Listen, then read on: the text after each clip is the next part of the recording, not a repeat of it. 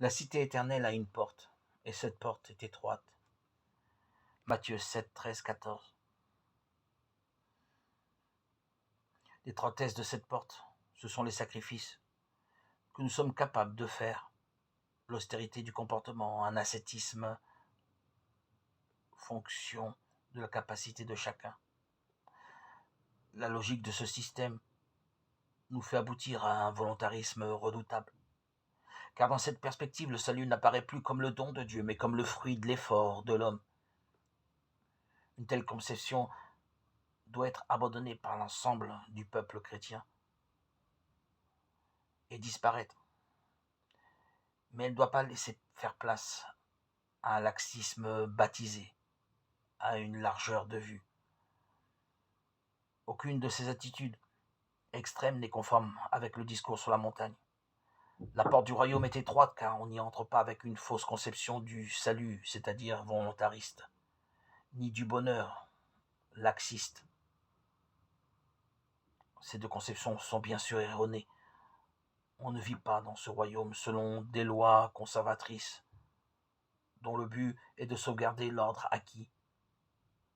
Oui, ces fausses conceptions suivent la pente naturelle de l'esprit humain. Tout homme, toute société ont tendance à s'enfermer à l'intérieur de murailles sécurisantes, murailles de tout ordre, argent, vertu, c'est-à-dire bonne conscience, loi du milieu, idéologie aussi, quelle qu'elle soit, car toutes elles aboutissent à un conformisme. Idéologie dite conservatrice ou révolutionnaire. À quoi aboutissent-elles? Sinon, en ce cas aussi, à des lois du milieu. Rien de plus sécurisant que de se savoir entouré de gens du même avis que soi, du même clan, que ce soit pour assurer la sauvegarde d'un ordre apparent ou pour jeter des cocktails Molotov. Rien n'est plus contraire à l'esprit du discours. Jésus est celui qui fut sur toute muraille, désorganise tout clan, disperse toute secte.